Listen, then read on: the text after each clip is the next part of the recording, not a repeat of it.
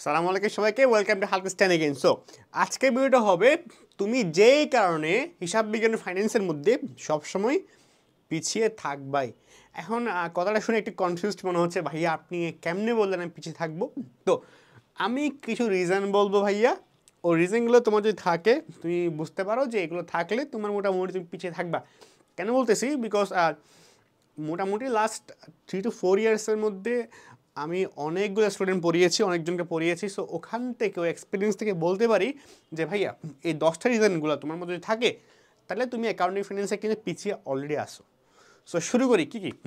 প্রথমটা হলো ভাইয়া, আমরা কি করি, আমরা শুধুমাত্র সূত্র মুখস্থ করি এবং কোন সূত্র কিভাবে কখন ইউজ হবে সেটা আমি জানি না। ফাইন্যান্সের মধ্যে একটা কী আছে যে ফাইন্যান্সের মধ্যে যে এটা সবচেয়ে ইম্পর্টেন্ট ভাই, আমরা যদি সূত্র জানি, যেমন পঞ্চম অধ্যায় ফাইন্যান্স প্রথম পত্রে, ষষ্ঠ অধ্যায় বা দীর্ঘমেয়াদী ওই যে অর্থায়নের যে পার্টটা আছে, বা আর্থিক অবস্থায় বিবরণীতে অ্যাকাউন্টিংয়ের। সো এখানে মোটামুটি অ্যাকাউন্টিং ফাইন্যান্সের অনেক সূত্র আছে। সো বাট আমরা জানি না ভাইয়া কোন সূত্রটা কখন ইউজ করতে হয়, কীভাবে ইউজ করতে হয়। লাইক আমরা জানি না যে আমাকে যখন ঝুঁকি ও মুনাফার আর ফাইন্যান্সিয়াল সূত্রগুলো আছে, সো ঝুঁকি মুনাফার মধ্যে আর কখন প্রবাবিলিটিস হবে, কখন আমার ইয়ারিস হবে আমি জানি না, ঠিক আছে, বা নো রিস এগুলো না হইতে পারে। এক কথায় সূত্র কখন কোনটা ইউজ হয় আমরা জানি না, এর রিজন। তোর মধ্যে যদি এখন কনফিউশন থাকে বুঝবা তুমি পিছিয়ে আসো, তো তোমার কী করতে হবে ভাইয়া, তোমার সূত্রগুলো বুঝতে হবে। ওকে ফাইন, সূত্র মুখস্থ করলে কিন্তু হবে না। মুখস্থ করছো, okay fine, that's good, but মুখস্থ করার পর সূত্র কেমনি ইউজ হয়, কখন ইউজ হয়, কোন মেথড ইউজ হয়, কোনভাবে ইউজ করবো তুমি বুঝতে হবে। ওকে, সেকেন্ড পয়েন্টটা হলো ভাইয়া বেসিকের অভাব। প্রশ্ন না বুঝে অঙ্ক শুরু করা। আমরা অ্যাকাউন্টিংয়ের আমাদের মোটামুটি ম্যাক্সিমামের একটা সমস্যা, আমরা ভাইয়া অ্যাকাউন্টিংয়ের ম্যাথ তো শুরু করে ফেলছি, কিন্তু আর্থিক অবস্থায় বিবরণী ক্ষেত্রে হয় বাট আমি জানি না কোন সম্বন্ধটা কখন ইউজ হবে, কোনটা যোগ হবে, কোনটা বিয়োগ হবে, আমরা জানি না। সো কেন তুমি জানো না? বিকজ তোমার ওই বেসিক নলেজটা, ইন ডেপথ ডিসকাশন নলেজটার অভাব আছে। ঠিক আছে, যখন তুমি জানবা কোন সমন্বয় কিভাবে কোথায় যোগ হবে, কোথায় বিয়োগ হবে, হ্যাঁ, কোনটা বিক্রয়ের সাথে যোগ হবে, কোনটা অলিখিত বিক্রয়, হ্যাঁ, কোনটা ক্রয় ফেরত, অনেকগুলা বিষয় এখানের মধ্যে পার্ট বিষয়পাতি আছে। সো বেসিক তোমার জানো না, ল্যাকিংস আছে, ইন ডেপথ ডিসকাশনের ল্যাকিংস আছে, বাট তুমি ম্যাথ শুরু করছো, মাঝখানে গিয়ে আটকে যাচ্ছে, আর্থিক অবস্থা মিলতেছে না, ম্যাথ পরীক্ষা হল থেকে বেরোইছো, তোমার বন্ধুবান্ধব সবার ম্যাথ মিলতেছে, তোমারটা হচ্ছে না। সো এমন যাতে না হয়, না হওয়ার জন্য কী লাগবে ভাইয়া, বেসিক এবং স্ট্রং নলেজ লাগবে ওই স্পেসিফিক চ্যাপ্টারে, ওই টপিকে। ওকে, এবং এটা টেকনিক্যালি পড়াশোনা করতে হবে।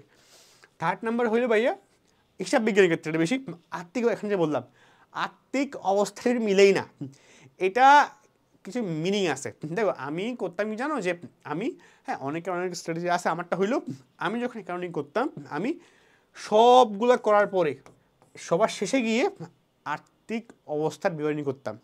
কারণ দেখা যায়, দেখো যদি তুমি আর্থিক প্রথমে করো ম্যাথ মিললো না, কারণ অনেক মনে হয় হার্ড যদি কোয়েশ্চেন আসে, বিশেষ করে এইচএসসি পরীক্ষা কম আসে, কলেজ পরীক্ষাগুলো বেশি আসে, টেস্ট এক্সামের মধ্যে হার্ড কোয়েশ্চেন করে মোটামুটি, দেখা যায় প্রথমে এটা না মিললে মাথা আওলাই যায়, আরে ভাই এটা কঠিন, অনেক কঠিন, বুঝতে পারছি না, তবে বাকি ম্যাথ যে 50 নাম্বার বাকি আছে 50 নাম্বারও গেল। সো টেকনিক আছে, প্লাস হ্যাঁ মিললো না কেন, তুমি যদি ভালো মতো শিখে যেতা, বুঝতে পারতা, তুমি জানতা, তোমার ম্যাথ ডেফিনেটলি মিলতো। ওকে, সো আর্থিক অবস্থা বেরিয়ে কেন মিলতে না পারা, বিকজ তুমি জানোই না তোমার বেসিকের অভাব, তুমি জানোই না এখান থেকে কোন টাইপটা কীভাবে করতে হয়, তুমি জানোই না কোন সূত্র কেমন ইউজ করতে হয়। সো অনেকগুলো ফ্যাক্টর আছে, এগুলো তো তুমি আর্থিক অবস্থায় পারো না, মেন কথা তোমার নলেজের অভাব আছে। ঠিক আছে, 4 নাম্বার ভাইয়া, অনেকের মধ্যে এটা আরও বড় সমস্যা, তোমরা বুঝতেই পারো না যে একটা অধ্যায়ের সাথে আরেকটা অধ্যায়ের গ্যাপটা কি। তোমার কিছু কিছু ম্যাথ দেখবা যে হিসাব বিজ্ঞান প্রথম পত্রের সাথে, যেমন যেটা বিষয় হিসাব বিজ্ঞান প্রথম পত্রে আর্থিক অবস্থা বিবরণী, সেকেন্ড পত্রের আর্থিক অবস্থা বিবরণী আছে, বাট আমরা অনেকে কিন্তু দুইটার মধ্যে মিলাই ফেলি। অনেকের মধ্যে, বা হিসাব বিজ্ঞান দ্বিতীয় পত্রের মধ্যে আর্থিক অবস্থার ওই শেয়ার হোল্ডারদের মূলধন যে পার্টটা আছে, হ্যাঁ, ওকে, বা আর্থিক অবস্থা বিবরণী চতুর্থ অধ্যায়, পঞ্চম অধ্যায়, এটার মধ্যে আমরা বেশ গুলাই ফেলি। সো অধ্যায়ের সাথে অধ্যায় গোলানো যাবে না, এগুলো অনেকে তোমরা বলছো ভাই আমার তো নাই, ওকে ফাইন, তোমার নাই, এই ভিডিও যা দেখতেছো অ্যাটলিস্ট একজনের হলে এটা আমি জানি, বিকজ আমি আমার ফ্রেন্ডের মধ্যে অনেককে দেখছি যারা হইলো হ্যাঁ যারা এখন অনেক ভালো পজিশনে আছে, বাট তারা এই ভুলগুলো করছে। ওকে, সো তারপরটা 5 নম্বর হলো টাইম ম্যানেজমেন্ট। অ্যাকাউন্টিংয়ের ক্ষেত্রে না এটা সবচেয়ে ইম্পর্টেন্ট ভাইয়া, টাইম ম্যানেজমেন্ট। তুমি যদি প্রপারলি টাইম ম্যানেজ করতে না পারো, তোমার নাম্বার একদম কি হবে, কমে যাবে। কারণটা হলো অ্যাকাউন্টিং এটা হয়, আমরা অনেকে আছে অনেক ভালো ম্যাথ পারি, অনেক নলেজ ভাইয়া, অনেক কিছু পারি, যেটা বলে সেটা পারি, কোন যে সমন্বয় দিছে সে সমন্বয় আমরা পারি, যেই সূত্র বলার বাকি মুখ দিয়ে সূত্র বের হয়ে যাচ্ছে এমন অবস্থা, কিন্তু পরীক্ষা হলে গিয়ে আমরা পাই না। বিকজ আমরা একটা ম্যাথ করতেই নেই ভাইয়া 40 মিনিট, একটা ম্যাথ করতেই নেই আমরা 1 ঘন্টা, সময় আছে 3 ঘন্টা, তুমি নিলে একটা ম্যাথ করে 1 ঘন্টা, বাকি 2 ঘন্টা তুমি কেমন ছোটো ম্যাথ করবা? সো টাইম ম্যানেজমেন্ট ইম্পর্টেন্ট, এই জন্য প্রয়োজন বেশি বেশি প্র্যাকটিস করা, অ্যাকুরেট ম্যাথ প্র্যাকটিস করা। ওকে, 6 নাম্বার শর্টকাট না জানা, এটা আরও বড় সমস্যা। এটা অ্যাডমিশনে তো সবাইকে অনেক বড় ভালোভাবে ভোগায় এমসিকিউ সলভ করতে, এটার কোনো বিকল্প নেই। এমসিকিউ সবচেয়ে ইম্পর্টেন্ট, তোমাকে শর্টকাট জানতে হবে। ফাইনালি সঠিক দিক নির্দেশনা, তোমার প্রপার টিচার লাগবে, প্রপার একটা গাইডলাইন লাগবে যে ভাইয়া ঠিক আছে ওকে ফাইন, তুমি এ রোডে যাও, এ রোডে যাও, এ রোডে যাও, প্রপার ওয়েতে যাও, হ্যাঁ ঠিক আছে তুমি এখানে গেলে তুমি এই ম্যাথটা এভাবে করলে তোমার এটা ভুল হতে পারে, এই সময়টা এভাবে করো, হ্যাঁ তোমার যখন কোয়েশ্চেন আসে কোয়েশ্চেন করো। তো এটা সঠিক মেন্টরশিপ, সঠিক দিক নির্দেশনা, সঠিক রোড ম্যাপ, বা তুমি যে রোড ম্যাপটা করতে সেটা নাও হতে পারে ঠিক। সো সঠিক দিক নির্দেশনা বেশ ইম্পর্টেন্ট এখানের মধ্যে। 8 নাম্বার হলো প্র্যাকটিস।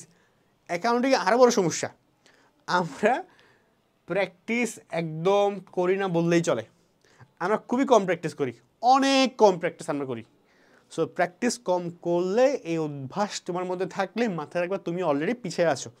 ওকে, এটা তোমাকে শুধু এইসিতে না অ্যাডমিশনে আরও বেশি ভোগাবে, বিকজ দেখো ভাইয়া এই অ্যাকাউন্টিংয়ে না এএসসি পরীক্ষার 80% সিলেবাস সেম থাকবে ফর অ্যাডমিশন, 20% এদিকে হবে। তুমি এএসসি পরীক্ষার সিলেবাস ভালো মতো পড়তে পারলে তোমার বাকি কিচ্ছু পড়তে হবে না, এএসসিটাই ইম্পর্টেন্ট তোমার জন্য। তো এএসসি পরীক্ষার সিলেবাসটা এমনভাবে পড়ো অ্যাডমিশনটা ইজি হয়ে যায়। আচ্ছা তুমি অ্যাডমিশন দিবাই না, এএসসি তো দিবা, A+ তো পাইতে পারো, রাইট? তো অ্যাপ্লাই করলে এসে পাওয়া, ঠিক আছে। দেন নাম্বার থিওরি না পড়া, ফাইন্যান্সের একটা আরও বড় সমস্যা। ফাইন্যান্স ফার্স্ট পেপারের মধ্যে আমরা থিওরি পড়িই না, চ্যাপ্টার 1 চ্যাপ্টার 2 থিওরির মধ্যে টার্মগুলো আমি বুঝি না, শেয়ার বাজার কী বা আমাদের যেগুলো আছে বিষয়পাতি আমরা থিওরি পড়তে চাই না, বা কোডিং মনে হয়, বিকজ কোডিং মনে হয় তুমি হয়তো পড়তে পারতেছো না, বা তোমাকে পড়ানো হচ্ছে না, কোডিং মনে হচ্ছে, কোডিং কিছুই না, কিন্তু থিওরি পড়ো না, আরও বড় সমস্যা, বা থিওরি বুঝো না। ফাইনালি এইটা হইল সবার বস, এটা সবার কি বস প্রবলেম, মানে টাইপ ধরতে না পারে। আমি বারবার ধরে বলি, একটা চ্যাপ্টারের মধ্যে 3টা 4টা 5টা এমন টাইপ আছে যেখান থেকে বারবার ধরে কোয়েশ্চেন আসবে। টাইপ বইয়ে অনেক কিছু আছে পড়ার মতো, সব লাগবে না তোমার, টাইপটা দেখো, ও টাইপ ধরতে পারো না সে তুমি পিছিয়ে আসো বাকি থেকে। সো টাইপটা বুঝো, চ্যাপ্টার পড়তেছো টাইপটা পড়ো। ওকে, সো এইগুলো তোমার থাকে, তোমার সলভ করো, সলভটা বলে দিলাম, তাহলে তোমার হিসাব বিজ্ঞান ফাইন্যান্স অ্যাটলিস্ট তুমি A+ তুলতে পারবা। ওকে, সো এটা হলো কথা।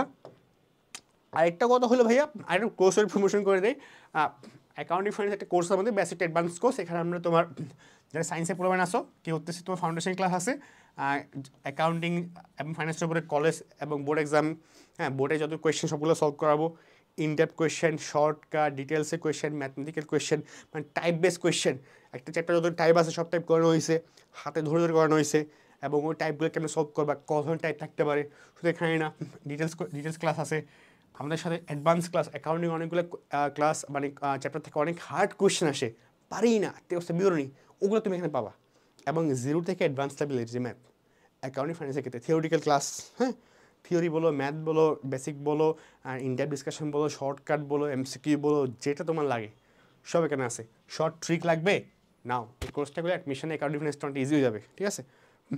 ফাইনালি এখানের মধ্যে কতটা ক্লাস, 100 ক্লাস, কতটা ক্লাস 100+, ক্লাস এখানের মধ্যে আছে।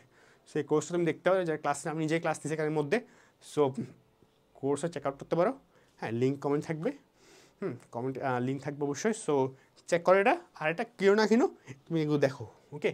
আই হোপ তুমি পিছিয়ে থাকবে না। সো আজকের ভিডিও এ পর্যন্তই। চেষ্টা করে ভুলটা তোমার না হয়, তুমি এগিয়ে যাও, প্লাসগুলো ভালো করো, ভালো নাম্বার তুলো, তোমার জন্য এই দোয়া। আর দেখা হচ্ছে পরবর্তী কোনো ভিডিওতে। টিল দেন, আল্লাহ হাফেজ, আসসালামু আলাইকুম।